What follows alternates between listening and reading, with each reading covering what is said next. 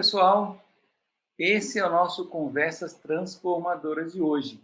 E vocês sabem que o Conversas Transformadoras é um espaço de diálogo sobre como podemos efetivamente transformar a educação e o aprendizado. A gente sabe que a necessidade de aprender cresce todos os dias, tem novos desafios que batem à nossa porta, novas tecnologias, novos saberes, novos mundos, novos universos. Assim, enquanto profissionais de educação, nós não podemos ficar parados, nós temos que transformar a educação, principalmente transformar de forma escalável e de forma portadora de futuro. Nós temos que olhar para o futuro e trazer essas transformações para hoje. E aí, o que vocês acham? Vamos realmente transformar a educação? Nosso bate-papo de hoje é com uma menina adorável, estudante, e vamos hoje dar voz àqueles que mais interessam no processo de aprendizagem para que ele seja um processo transformador. Bem, muito bem-vinda, Rivka, mas antes de começarmos, você vai falar como surgiu o seu nome, de onde você é e como tem sido a sua jornada de estudante, como é que você tem enxergado essa sua vida de estudante desde quando você começou lá, que você se entendeu por gente. Então, comece explicando o seu nome primeiro. Ai, Robson, gratidão, muito feliz de estar aqui, poder bater esse papo sobre a educação, sempre ótimo falar sobre isso.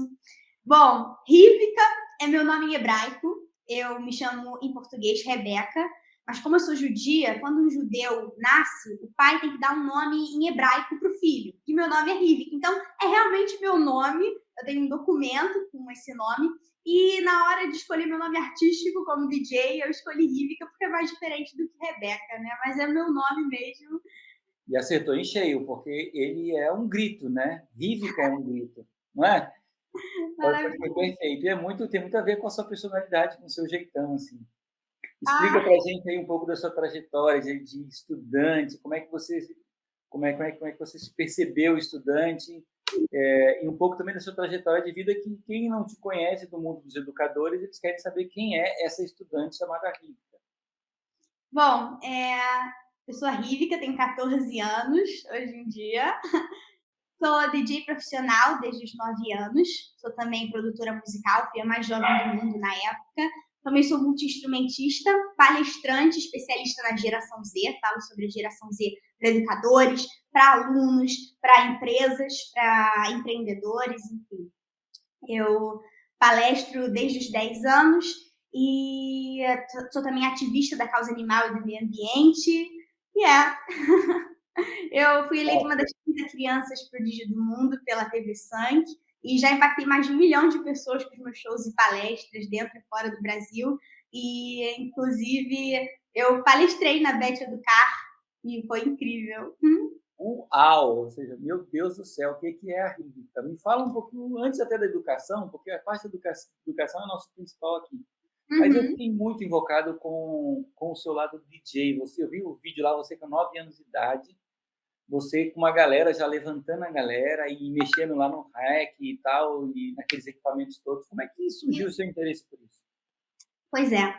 Desde que eu era pequena, eu nasci na Noruega, e lá é muito forte a música eletrônica. Meus pais, todo mundo quando fala que eu sou DJ, ou acham que meus pais são DJs também, ou que eles são do meio da música, pelo menos, mas não, tem nada a ver. Não são, não tem inspiração em casa, então. Meus pais não têm nenhuma relação nem de hobby com a música, tocar algum instrumento, nada. Mas eles gostavam muito de música eletrônica, eles moraram muitos anos na Noruega, na Europa, lá é muito forte a música eletrônica, é o berço, né, da música eletrônica. E, inclusive, essa minha ligação com a música eletrônica vem até antes mesmo de eu nascer. Eu quase nasci em um festival de música eletrônica. Meu Deus do céu. Minha mãe estava grávida de 6 meses, ela foi no festival na Alemanha e ela começou a sentir que eu ia nascer. Eu quis assistir o show, inclusive o show que eu quase nasci era de das minhas maiores inspirações como DJ, que é o Tiesto, se não for a maior. E, enfim, desde antes mesmo de eu nascer, eu já tinha essa ligação com a música eletrônica e não tinha como ser diferente. Desde pequena, eu ia para cima e para baixo com um fone de ouvido rosa da Hello Kitty, falando que eu ia ser DJ. E minha mãe, ela me deu um videogame de DJ, não é um equipamento de verdade, um videogame chamado DJ Hero, e eu ficava brincando. Enfim, eu sempre tive essa paixão e sempre falava desde pequena que eu queria tocar. E aos 9 anos eu realizei esse sonho. Eu já estava morando no Brasil, eu nasci na Noruega, e aos 6 anos eu me mudei para o Brasil. E aos 9 anos eu falei para minha mãe, não, eu quero ser DJ. Depois de 9 anos falando, eu quero ser DJ, mas não tinha muitos ouvidos. Eu falei, mãe, agora é sério, preciso fazer um curso. E quem me ensinou a tocar foi o DJ Sony, amigo nosso, DJ, lá de Brasília. Eu morava em Brasília, moro em São Paulo. E eu comecei a tocar com ele em um grande festival lá em Brasília. Ele que me ensinou e me colocou para tocar. E foi tudo muito rápido. Eu tocava nesse evento, assim, nos domingos. Era um evento de família, assim, que a gente ia para passar o final de semana, chamado Na Praia, um festival lá em Brasília. E foi tudo muito rápido. Eu comecei a tocar, antes mesmo de terminar de aprender, eu já estava tocando nesse festival. E depois de 2 meses, que esse festival tem uma grande duração de 3 meses, depois de 2 meses tocando lá, eu finalizei o festival para 15 mil pessoas. Nossa, que louco. Então foi assim, tudo muito rápido. Eu comecei. Aí você falou, aí você viu aquela galera na tua frente e falou: é isso que eu quero para minha vida, eu não quero outra coisa. Não, nossa, foi tudo muito rápido. E eu começando a tocar lá em Brasília, depois eu quis começar a produzir minhas próprias músicas, né? Então eu também fiz cursos de produção e comecei a produzir minhas próprias músicas, comecei a tocar diferentes instrumentos. E começando a Que tocar, instrumento que você toca? Fala aí de alguns instrumentos que você toca. piano, baixo e violino. E Ai, flauta também, mas não tão bem. a flauta doce ou a transversal? Doce, porque eu aprendi na escola, mas eu não conto muito Legal, na flauta. legal, legal. Mas eu, começando a tocar, eu comecei a ser chamada para palestrar, por ter começado a tocar tão jovem e eu passei por muitos obstáculos, sabe, nessa cena eletrônica, por ser criança e menina, principalmente por ser criança, já é um meio muito competitivo e eu passei por muitos obstáculos por ser jovem e menina, sabe? De eu ter que provar minha capacidade várias vezes, de ser sabotada em eventos, várias coisas. E, como eu falei, meus pais não são da cena eletrônica, a minha mãe, ela entrou no meio, ela foi minha empresária. Pode te acompanhar, né? Sim, ela até hoje é minha empresária e ela entrou nesse meio mesmo sem conhecimento, ela buscou conhecimento, buscou contatos, tudo para realizar o meu sonho. Então, só era eu e ela, né? 2 mulheres em um meio assim muito competitivo. Eu passei por muitas coisas e por causa Mas, dessas mas se você é guerreira desse tanto, imagina sua mãe também. A sua é, mãe, tipo assim, pode botar 20 caras, 20 negociadores numa sala que não vão convencer ela, não, se ela não estiver muito bem convencida. aprendi tudo com ela. E todos esses obstáculos que eu passei, ao invés de fazerem eu repensar se eu queria mesmo ser DJ ou não, só fez eu aumentar minha paixão, fez eu aprender mais ainda. Por exemplo, para eu começar a produzir, eu fui atrás de cursos de produção musical, só que por eu ser criança, nenhum curso de produção musical me aceitou. Eu Então, eu imagino. tive que aprender sozinha. Meu primeiro contato assim com a produção musical foi sozinha, aprendendo com vídeos no YouTube. Só que aí teve uma hora que eu pensei, não, eu tenho que realmente fazer curso e aprender mais. Então eu voltei naqueles cursos e falei, não, eu sei, vocês podem até me testar para ver que eu tenho capacidade.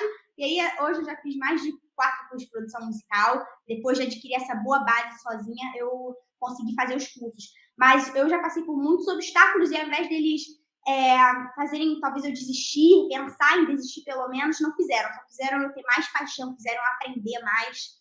Maravilha. Vamos pular para a educação agora. Vamos então agora, mergulhamos no mundo Rivka, agora vamos mergulhar no mundo Rivka da educação. Que você falou no evento do Bet Educar, né? E você teve que conjugar essa vida, essa explosão que aconteceu da Rivka na música, com estudar, né? Com ser uma estudante também. E o nosso objetivo hoje, trazendo uma pessoa como você, com o brilho que você tem, com a força de menina, de mulher que você tem, e eu falo mulher, mas com todo respeito mesmo, né? Tipo, você tem essa energia, né? De uma menina, mas de uma mulher também. Como é que foi conjugar esse lado da educação, essa transformação da educação, aliás, essa visão de que você tinha da educação com a música? Como é que você conseguiu conciliar esses dois universos? Porque o mundo do DJ você tem que tocar de noite, não dá para tocar só de dia, né? É, para mim sempre foi muito fácil assim conciliar. Minha prioridade sempre foi a educação. Inclusive quando eu fui na França, nesse programa que você assistiu, me perguntaram até, só que estava em francês, eu não sei se, mas dois jurados me perguntaram: "Você estuda?" E eu, claro que eu estudo. Como se fosse algo assim. Você cabula a aula? Eu acho que ele, essa que era a pergunta para ele, olha, dele. Eu acho que está cabulando a aula para você aprender esse negócio aí, hein? Que loucura! Mas minha prioridade sempre foi os estudos, então sempre soube conciliar muito bem. E eu assim, não toco com muita frequência. E como a minha mãe sempre foi uma empresária, ela sempre teve um cuidado muito grande. Eu não toco muito e sempre que eu toco é só no sábado ou na sexta-feira, porque aí no dia seguinte eu não tenho aula. E nunca aconteceu de eu tocar mais de uma vez no final de semana. E eu sempre toco, meu set é de 1 hora, então eu vou nas festas, não tenho acesso à festa, ao público, eu só vou do backstage, né, do camarim para o palco, toco 1 hora e vou embora. Eu nunca circulei em festas. Então eu E sempre. aqueles 3 meses lá, que você ficou tocando 3 meses, como é que você fez para tocar 3 meses? Você Ah, isso aí acabou a aula. semana, não, eu estava de férias. Ah, Esse festival ele acontece, e também só era no final de semana. ah, Mas eu estudava em uma escola francesa em Brasília, então eu tinha férias de junho a agosto. E esse festival acontece exatamente nessa época. Mas só tocava também no final de semana, era só na sexta e no sábado. e é dessa escola que vem aquele teu francês tão solto? É, e eu sou francesa também. Ah, pelo Eu amor tenho de uma Deus, mistura, eu sou franco-brasileira, nascida na Noruega, que louco. mas só alguém pode estar se perguntando, né, como ela foi de DJ para palestrante, para falar de educação. Eu, começando a tocar, eu comecei a ser chamada para eventos corporativos, para fazer palestras, até empresas, sabe, para contar minha história e motivar as pessoas. Então eu sempre fui muito apaixonada por comunicação e educação. Inclusive, uma coisa que muitas pessoas não sabem é que quando eu tinha 7 anos, eu tinha um canal no YouTube e eu tinha um quadro chamado Rebeca Ajuda Você, onde eu Olha, falava sobre questões como bullying, baleia azul, que sobre top. como ter uma boa relação com a internet. Eu era youtuber e fazia vídeos para ajudar as pessoas. Então, eu sempre tive essa vontade muito grande, sabe, de conscientizar as pessoas, principalmente jovens. E É, quando eu comecei a tocar, comecei a ser chamada para palestrar. E legal, descobri. ou seja, essa vontade de ajudar, de ensinar, ela também já veio com você. Você é uma educadora, então, também. O fato de É, você ser uma palestrante, o fato de você ter. Eu vi alguns dos seus vídeos também nesse sentido. Eu estava falando daquele livro Mais Esperta que o Diabo, que você leu. Ou seja, isso é um desejo enorme de ajudar as pessoas, de fazer as pessoas é, é, atingirem, né, um patamar melhor, né, subir na vida, evoluir na vida. Isso é o espírito de um educador. O educador ele quer isso na realidade. O educador ele fica muito satisfeito quando ele vê o brilho no olho do estudante. Ele fala, quando o estudante entende, a pupila dele dilata assim um pouquinho e o professor vê isso no olhar dele e fala, olha, atingi o meu objetivo. foi o meu propósito. Eu descobri, através das palestras, além de começando a palestrar, eu descobri essa minha paixão pela comunicação, pela educação, também descobri o meu propósito, de através da arte, seja através da música ou das palestras, através da minha expressão, da minha arte, conscientizar as pessoas, Legal, fazer parte um pouco da transformação da educação. legal. Então, beleza, você agora é estudante, você foi para as escolas e tal, estou vendo que você foi a algumas escolas muito boas, mas a gente fala muito sobre transformação da educação. A gente acha que a sua geração assim, a minha geração, que era Y, X, aliás, a minha geração já foi uma geração negligenciada pela educação. Ou seja, os educadores fizeram o seu melhor, tá? Eu não estou criticando educadores, tá? Professor, o que o professor fez, o que a escola planejou, o que o MEC planejou, o Ministério, etc. Estou dizendo que eles fazendo o melhor que eles podiam à época. A minha geração foi muito negligenciada, eu tinha que decorar as coisas, a prova, aquela coisa toda, que você sabe que não mudou muito, não. Né? A educação muito conteudista ainda, aquele negócio de você aprende e você tem a prova bimestral famigerada. prova bimestral, que você tem que, a sua vida inteira vai depender daquilo naquele momento. Você fala, gente, quer dizer que se eu falhar aqui eu morro, o que acontece? O mundo explode. E então existe uma pressão muito grande sobre o estudante. A sua geração, o que você acha? Ela também é negligenciada? Como é que você vê a educação e como é que você vê, como estudante, que a educação precisa ser transformada e qual é a sua opinião para que ela se transforme? Ou seja, o que você acha que ela tem que se transformar em quê? Esse é um dos assuntos que eu mais gosto de falar, uma das palestras que eu mais faço sobre a educação para a geração Z, onde eu falo o meu olhar, foi inclusive essa palestra que eu fiz na BET, falando sobre o meu olhar como integrante, né, da geração Z, sobre o papel da educação hoje, né? O que a gente vê é que, infelizmente, a maioria das escolas, elas continuam cumprindo um papel do passado. Antigamente, a informação era escassa. Nós não tínhamos muitas fontes de aprendizagem, de informação, eram grandes enciclopédias, livros, então não tínhamos muitas fontes de informações. Então, o principal papel da educação, das escolas, dos educadores, das faculdades, era ser uma fonte de informação, porque as pessoas não tinham muitas. Então, esse era o principal papel. Hoje em dia, a maioria das escolas e dos educadores continuam cumprindo esse mesmo papel, de amenizar a escassez de informação. Porém, hoje em dia, não só a informação não é mais escassa, como ela é abundante, é justamente o contrário. E essa abundância de informações cria um novo problema. Não é a falta de informações, né, as pessoas terem menos conhecimento. Mas o novo problema é que as pessoas não sabem lidar com essa abundância de informações. Então, para mim, resumidamente, o principal papel da educação hoje é nos ensinar a lidar com essa abundância de informações. Infelizmente, a maioria das escolas continuam focadas em amenizar a escassez de informação. E dessa forma, amenizando esse problema que hoje em dia não só não existe, como o problema que existe é o contrário, elas potencializam o problema do presente, que é a abundância, né? Para mim, hoje, o aluno ele deve ser protagonista da sua aprendizagem.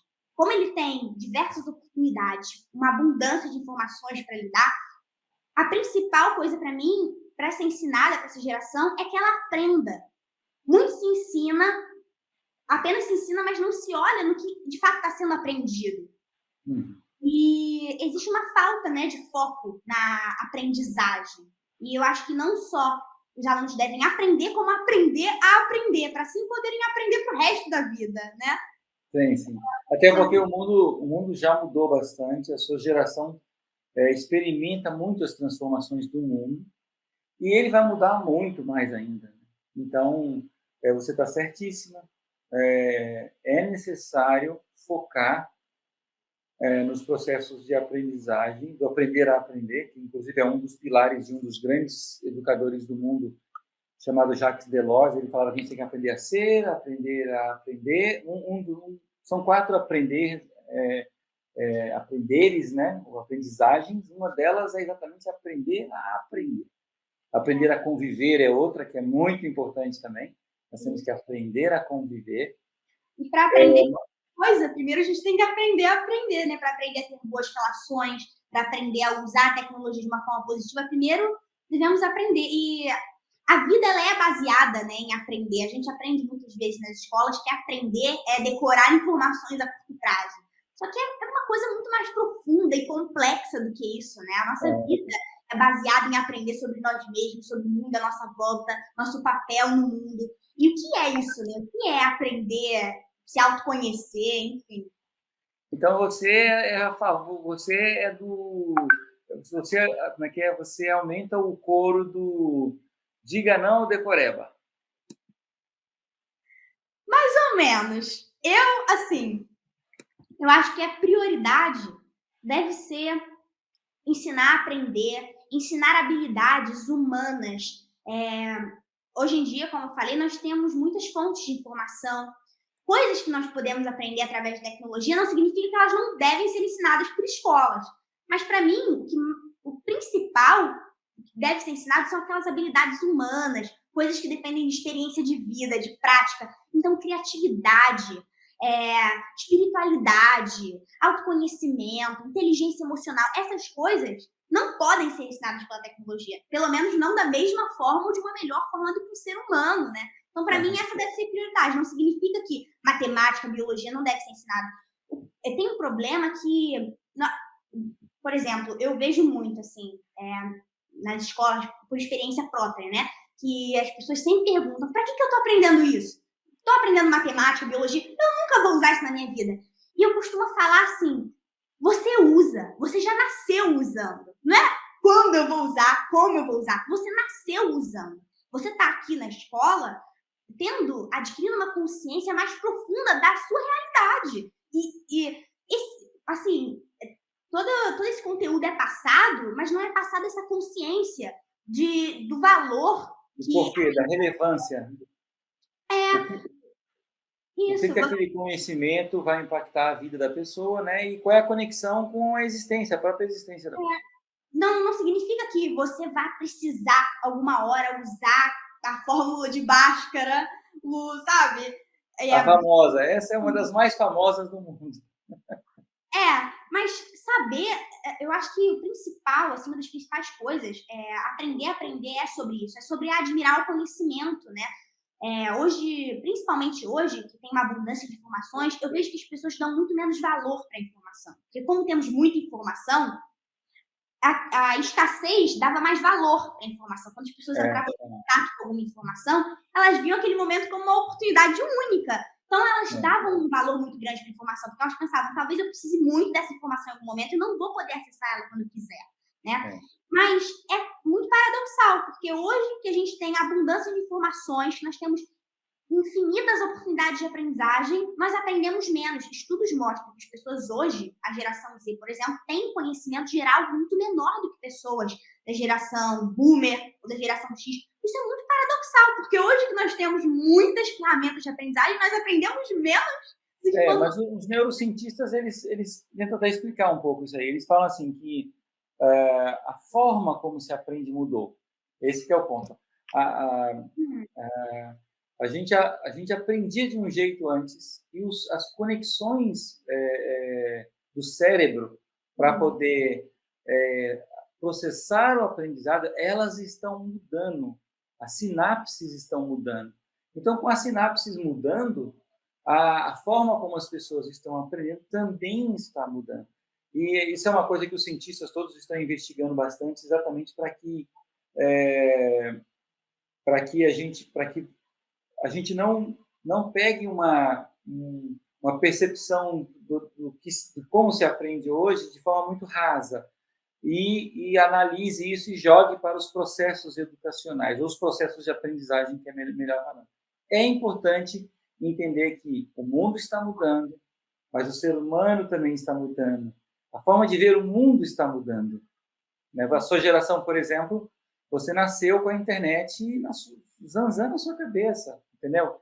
Então, muito diferente, necessidades muito diferentes, né, que devem ser supridas e as pessoas devem se atentar a isso, né?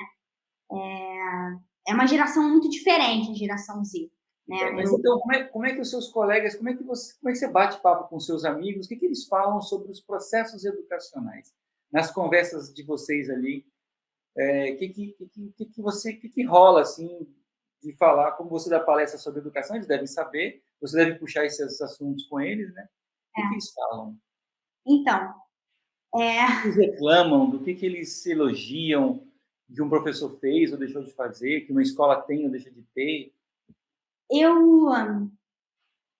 acabei de mudar para São Paulo, né? Então, eu estou entrando numa escola nova, mas na minha escola antiga, que eu estudava lá no Rio de Janeiro, era uma escola incrível e super inovadora, com uma metodologia construtivista. As provas eram muito diferentes, mas os trabalhos, as provas, eram sempre em grupo, sempre priorizando a Tema de aprendizagem. avaliação, né? Não era exatamente assim que eu sempre pedia, eu via muito ali naquela escola. Só que o que eu vejo é que falta muito. Por exemplo, eu via o pessoal da minha sala que eles não aproveitavam aquela oportunidade, todo aquele ouro ali, toda aquela oportunidade de estar numa escola tão incrível, tão inovadora. Eu comecei a ver que não adianta ter só transformações externas nas escolas, nas metodologias, mas não transformar os alunos, porque eu Bom via. ponto, hein? Esse é um excelente ponto. E é algo que eu que passou a ser muito uma grande parte do meu propósito, assim, por exemplo, palestrar em escolas, falar com os alunos, e sempre nas salas de aula eu sempre tentei puxar um pouco mais as pessoas, sabe, fazer com que elas participassem mais, mas o que eu via muito é que, mesmo mudando a metodologia, o professor sendo inovador, estimulando a criatividade, os alunos estão acostumados também com o ensino antigo. Então, mesmo com escolas inovadoras, os alunos estão acostumados com o ensino antigo, então eles não conseguem aproveitar aquela oportunidade, sabe? Eu via, por exemplo, eu tinha um professor incrível de biologia, que a aula dele ele falava sobre diversos assuntos que não era biologia. E, poxa, criatividade, a escola tinha um papel, assim, um pilar, uma lição muito grande da escola, assim, de estimular a criatividade, então de unir as matérias. A gente sabe que criatividade é você conectar ideias de diferentes áreas, é você combinar ideias. Então a escola tinha muito isso de, nas provas, fazer provas que unissem as diferentes matérias, para então conseguir ver essa união de que tudo está conectado, né? Então, o professor de biologia, ele falava sobre a história da música, ele falava sobre várias coisas. Conectava vários assuntos, né? E isso que dá ainda mais valor, né, às informações, ao conhecimento, porque a gente vê que tudo, de fato, está conectado. Que, a gente, por exemplo, aqui que eu estava falando de, para que eu vou usar isso? Você não vai, talvez, precisar, mas se você quiser usar o conhecimento das fórmulas matemáticas na sua vida, conectar com uma outra ideia, ter uma ideia inovadora, você vai conseguir. As ideias mais inovadoras, elas surgem da combinação de ideias de diferentes áreas. Então, coisas que já existem, né? O Eisenhower falava isso, falava que a inovação é você enxergar o que ninguém enxergou, mas em cima de todo mundo, em cima de coisas que todo mundo está vendo.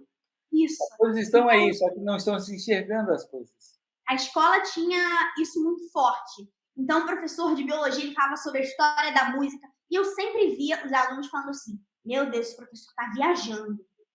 E eu pensava, gente! E eles perguntavam ao professor, mas o que isso tem a ver com biologia? E ele, tudo a ver! Música com biologia, ou tecnologia com biologia, tudo a ver. Então, Mas eu acho que você falou uma coisa aí que eu acho que é o mais revolucionário da nossa conversa.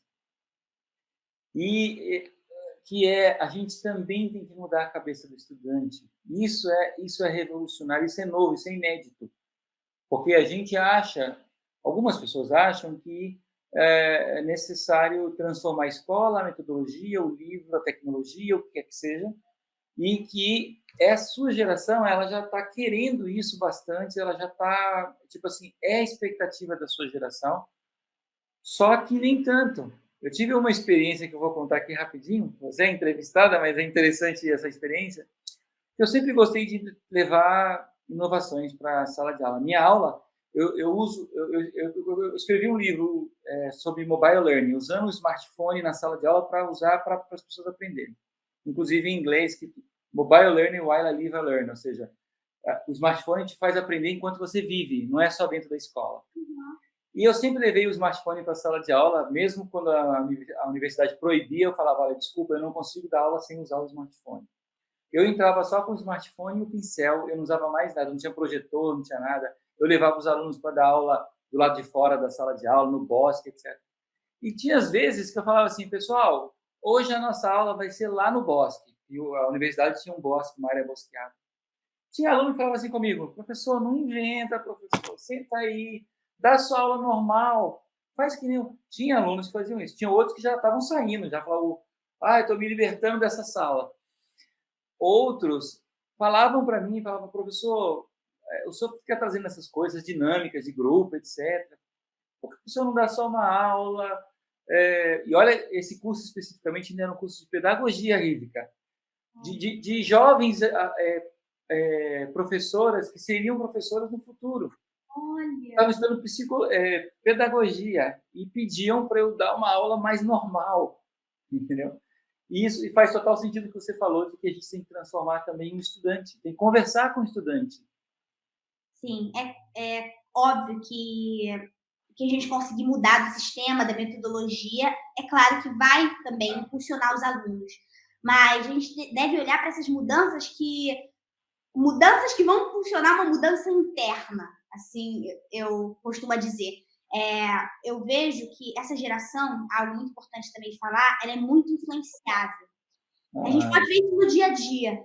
Quando uma sala está bagunçando, apenas 2 ali de 30 de fato queriam bagunçar e não prestar atenção. O resto foi movido por causa desse movimento que estava acontecendo. Eles o efeito manada. não iam ser os Famoso- únicos, não iam fazer parte, né? Aham, é o famoso efeito manada. Ou seja, o Isso. cara saiu correndo para um lado, saiu todo mundo correndo também. Isso. Então, isso pode ser usado positivamente. E eu via muito isso, sabe? Quando eu participava das aulas, eu via que alguns começavam também a participar mais. E aí, a sala toda era levada num movimento e todo mundo queria participar. Então, é muito importante usar isso também, sabe? Tentar fazer com que essa geração defina exemplos a serem seguidos e começar a identificar assim grupos que os motivem a aprender mais, a se desenvolver mais. Eu falo sobre isso no meu livro, inclusive, que eu queria falar Ah, aqui. que Várias coisas louco, que a gente falou aqui, eu falo no meu livro. Eles que chamam top. Infinito Eu, 18 hábitos para explorar seu potencial. Aqui eu falo sobre um dos hábitos é aprenda a aprender, outro exercício de sua criatividade, selecione as pessoas à sua volta, tenha cautela nos seus pensamentos, enfim, eu falo Que várias coisas que a gente top. fala, eu falo aqui. Meu Deus, com 14 anos você está aí com uma mente, uma cabeça, um livro, o REC, tudo na vida, né? Ou seja, 500 mil coisas rolando contigo e você está só no começo. Imagina você daqui a uns 5 anos, 10 anos. Meu Deus, você vai estar onde? Eu vou acompanhar, hein? Eu vou acompanhar. Já como Que louco isso, mas que legal, que top. várias coisas que a gente falou aqui, inclusive disso que eu estava falando, né, de como a gente é influenciável. Todas as pessoas são. Eu falo aqui sobre selecione as pessoas ao seu redor, porque a gente é muito influenciado. Muito, muito, muito, muito influenciado, principalmente de forma inconsciente. Então, aqui eu falo sobre o poder do subconsciente. E a maioria das nossas crenças, hábitos, eles são criados quando somos jovens e ficam para o resto da vida, ou pelo menos por uma grande parte da vida. E grande parte desses hábitos e crenças que nós adquirimos quando somos jovens vem do nosso ambiente, vem das pessoas à nossa volta. Então, é muito importante desenvolver As essa avós, cultura nessa as geração. avós falavam, né? Me diga com quem tu andas, eu vou dizer quem tu és. E eu até brincava com esse ditado. À nossa volta, né? Eu brincava com esse ditado e eu falava: me diga com quem tu andas e eu vou dizer se vou contigo. Ô, Rívica, vamos encerrar da seguinte forma. Me fala aí uns 3 pontos que você gostaria de falar para a sua geração. Como o grande achado da nossa fala de hoje, nosso bate-papo é que os estudantes também precisam ser formados, também precisam ser transformados. Então, quais são as 3 coisas principais, assim, pode falar 4, mas 2, 3, 4, assim, as 3 mensagens principais que você quer falar para a sua geração, que você acha que a sua geração precisa ouvir? Bom, primeiro, hoje eu vejo que nós temos mais oportunidade do que qualquer outra geração. Uhum. Oportunidades de todos os tipos. A tecnologia tem um grande papel nessas oportunidades que nós temos. Então, nós temos muitas oportunidades de aprendizagem, de realizar nossos sonhos, de seguir a carreira que nós queremos, enfim. E eu acho que essas oportunidades devem ser utilizadas. Eu vejo que hoje em dia, por exemplo, a tecnologia para aprendizagem que a gente falou aqui antes, ela hoje em dia eu vejo que ela não é simplesmente, não só ela não é utilizada em sua máxima potência de forma positiva, como ela é muitas vezes utilizada de forma negativa. Não só ela é utilizada em sua máxima potência de forma positiva, como ela é utilizada de forma negativa. Você está falando de Então, tecnologia. isso, Então, tecnologia. você já usou 2 já, que você falou primeiro é não perca oportunidades. Agarre oportunidades A tecnologia ela entra nessa é, também. e essa da tecnologia de que saiba usar os recursos, e a tecnologia é um dos recursos, a escola maravilhosa ou a escola que você tem, mesmo que ela não seja tão maravilhosa assim, ela também é um recurso para você, né? Então, saiba usar o recurso da melhor forma possível para você poder alavancar sua vida. Esse seria o segundo, eu diria. É. Mas pode E ficar à vontade, vai falando aí. Ai, tem tantas coisas. Ai, Mas o principal, olha para sua geração assim, e fala, eu quero falar com você. é muito. Eu acho que tem uma frase muito marcante que eu vi hoje, que é a do Bill O'Brien, que diz assim: a qualidade da intervenção depende do estado interno do interventor. Então, eu acho que uma coisa muito importante para essa geração é desenvolver inteligência emocional e o seu interior, sabe? É, Equilibrar o seu interior, né? Achar aquela força interna aqui para ele poder. tem um problema muito grande, né, nessa geração, que são os problemas com saúde mental. É, então, isso é muito importante ser desenvolvido, né? E isso inteligência emocional, a gente vai desenvolver com a ajuda também dos educadores, mas essa é uma outra dica. É sempre olhar para o seu estado interno, porque tudo que você fizer, o seu trabalho, os seus estudos, tudo depende do seu estado interno. Uhum. Mesmo você pode até maquiar um pouco, fingir que você tá bem, mas sabe, não adianta. A sua ação ela vai depender do seu estado interno. Então, E achar esse equilíbrio, achar essa. Eu até. Existe um cara chamado Stephen Covey, você vai gostar de ler esse livro, é tua cara o livro. qual é o Chama O nome? Oitavo Hábito. Ele escreveu 7 hábitos das pessoas altamente eficazes. Eu li. É um livro bem assim, pragmático, tá? É legal, eu gosto do livro, eu acho que os hábitos são legais. Mas o oitavo hábito é o hábito mais importante. Ele escreveu um pouco antes de morrer. E o oitavo hábito diz assim: encontre a sua voz interior e ajude os outros a encontrar deles. Eu acho que você faz isso muito, Rívika. Parabéns. Eu queria, assim, super bater palmas para você, mesmo com a idade muito pequena, você já encontrou sua voz interior e você está ajudando outras pessoas a encontrarem a deles. Pode ter crítica, vai ter crítica para tudo quanto é lado. Gente falando, é muito jovem, ela não tem a leitura suficiente ainda para escrever um livro, ela está repetindo. Podem falar à vontade, mas esse will, né, os americanos chamam de will, que é essa energia que tem aqui dentro, que ninguém segura a Rívika mais. Ninguém segura mais. Não tem como segurar. Você achou essa voz e você está ajudando outras pessoas a acharem a voz deles, as vozes deles, né? Então, eu queria muito agradecer a sua participação aqui no Conversas Transformadoras. A voz dos estudantes foi muito bem ouvida. Você representou de forma brilhante e você continuará representando, porque você continua falando, né, com esses estudantes através do seu canal. Então, gente, quem fala aí dos seus canais de redes sociais para o pessoal te seguir, Rívika.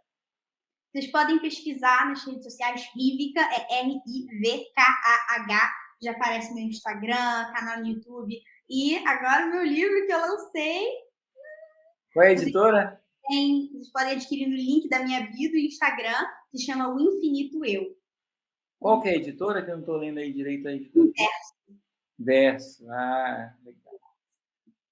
Rívika, assim, super gratidão por você, pelo que você nos ajudou aqui, pelo que você falou. Nós vamos reverberar a sua voz em todos os canais para os educadores, para os estudantes, para os tomadores de decisão da gestão pública.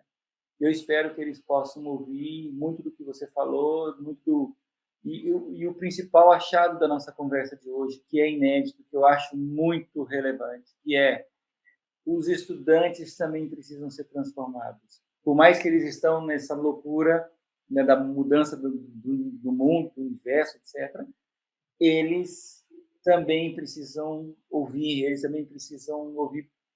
palestras, precisam ser convencidos desse processo de mudança. A principal forma de fazer essa mudança nos estudantes é através de outros estudantes. Né? Como eu falei, nós somos muito influenciáveis, principalmente por pessoas da mesma geração. Então, acho que uma maneira muito boa de transformar os estudantes é através de outros estudantes, através de pessoas que eles se identifiquem, que eles admiram. Eu palestro em muitas escolas e sempre acontece mudança e, além de mim, existem várias outras pessoas, vários outros jovens que fazem parte da transformação da educação e é muito bom fazer com que a educação conheça essas pessoas. Olha aí, educadores, gestores de escolas, chamem a Rívica para falar. Ela está disponível, né, Rívica? Eu Bem, estou. então, eu agradeço demais. Deixa eu fazer nosso processo de finalização. Sua conversa transformadora de hoje foi maravilhosa. Você pode ter acesso ao nosso acervo de conversas e outros conteúdos no site do Instituto Significare. Para isso, você acessa o significare.org.br. Se você estiver assistindo no YouTube, não esqueça de assinar no nosso canal e dar o seu like, porque isso ajuda a essa voz da Rívica e as vozes que já passaram pelo nosso Conversas Transformadoras reverberarem mais ainda e transformarem mais ainda a educação. Um abraço, pessoal, e até a próxima. Rívica, muito obrigado.